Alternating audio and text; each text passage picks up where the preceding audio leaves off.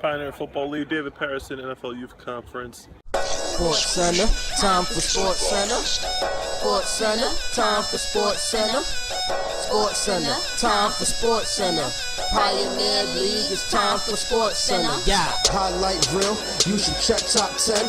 Footwork too real, shook him right, he went left. I put you to the test for thinking that you the best. You want a shot at a champ? Better get you a vest. We don't care how you feel, hitting harder than steel. Your destiny been sealed, still farm like a shield. I bring you back down to earth while we light up the turf. I keep that touch in my hand while you getting this work. All we do is just win, and you know losing the choice. At the top is just us, it's only me and my boys. Yeah, we just tryna ball, we ain't come here to fight. I'm about them cameras in action, we talking Friday Night Lights. Sports Center, time for Sports Center. Sports Center, time for Sports Center. Sports Center, time for Sports Center.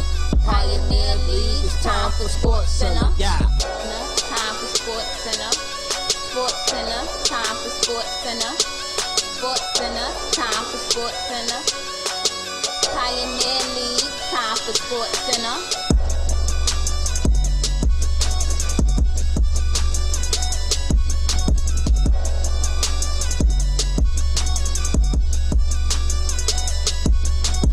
Welcome back to Pioneer Football League Sports Center. Bylaws meeting is this Friday, March the 25th.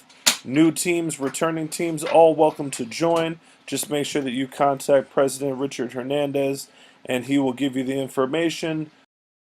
I had this amazing conversation with these kids.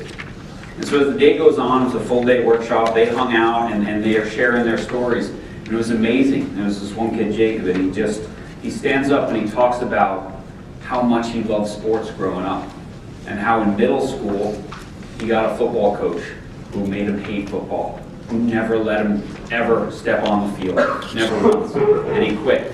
And he pointed to that moment right there when he walked away from his football team and found a different crowd of friends that led him to be in jail 3 years later. And every one of those kids got up and told a similar story of how when sports went out of their life, a lot of bad stuff went into their life. And so listening to that talk this morning, I was thinking it's so appropriate here that we're talking about why kids quit. Because it's a much, much bigger issue than just why, that they're going to be a college athlete or a high school athlete or whatever. It's so much more important than that. It's so much more about life. When it stops being fun. Kids walk away from sports when it stops being fun. Now, the Aspen Institute did this research. Is a great paper called Fun Integration Theory, a researcher named Amanda Visick.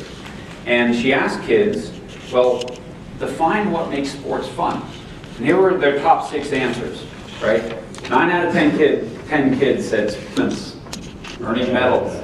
Sorry, I met the photography guy in there. Sorry, last one, getting team pictures taken. Right? So that's what makes sports less fun. Now, so you guys don't think that's a funny picture? Right? Early specialization in sports. We're asking kids to do more at younger and younger ages. And yet, here's what all the science says. And we heard this morning about NFL draft picks. We've heard all the time, especially in football, multi-sport athletes are far more likely to be recruited than single-sport kids. But we have to make it safe for them to fail and mess up, right? The people who fail the most are usually the most successful, right? The home run hitters strike out the most. You got to throw a lot of bad passes to throw a good one. And yet, we've become so, again, outcome focused that we don't make it safe to fail. We make the decisions for the kids. We don't let them figure it out. It's a great book, the Matheny Manifesto. Mike Matheny was the manager of the St. Louis Cardinals. And he talks about growing up as a catcher, where his coaches let him call the games, let him call pitches. And they lost a lot of games because he didn't know how to call pitches, but he learned how to call pitches so he could be a major leaguer. Right? That emotional commitment has to be real. And leadership is not about charisma, it's not about articulateness. You can have somebody who, isn't super articulate, somebody who isn't, in our society, what does a leader look like? The stereotype, it's a tall man, usually a white man. That's the stereotype. But there are all kinds of leaders who don't fit that stereotype. And the reason they are effective is because they have emotional commitment. Do you buy that emotional commitment draws the commitment of other people? Yeah, absolutely. Selling and teaching. I think, again, we had a fantastic comment on that. And it's about clarity and commitment also. And teaching and selling, a lot of it is repetition, repetition, repetition, but in interesting ways. So you're not repeating things over and over again, exactly the same way. Second goal conversation. You know, I'm sure you're disappointed you didn't catch that ball. And this is one of our most powerful tools. You're the kind of person who's David. I'm sure you're disappointed you dropped that pass. But one of the things I like about you is you're the kind of person who bounces back, who doesn't get discouraged, who tries harder, who's willing to make that play. And a triple impact competitor, this is where it all comes together. A triple impact competitor is someone who makes himself better, her teammates better, the game better. Mark, can I put you on the spot?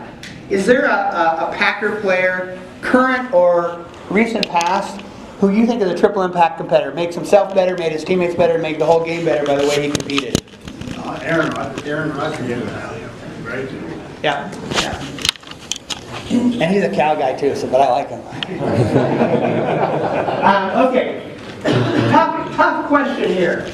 I can just take every coach wherever they are and move them in this direction. So if they're not a very good coach, you want to make them a mediocre coach. If they're mediocre, make them good. If they're good, make them great. If they're great, make them God's gift to parents. One of the things that we were able to do was secure some relationships with vendors that are fully supportive of USA Football and the Heads Up Football program.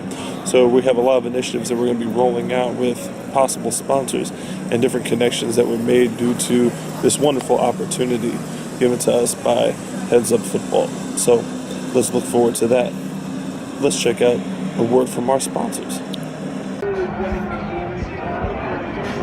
Flipgive.com, we have a number of well-known companies and brands that you ordinarily will purchase anyway, but this time you are raising money for youth football. So check out Flipgive.com under the Pioneer link today and do your shopping and raise money for youth football. Thank you so much.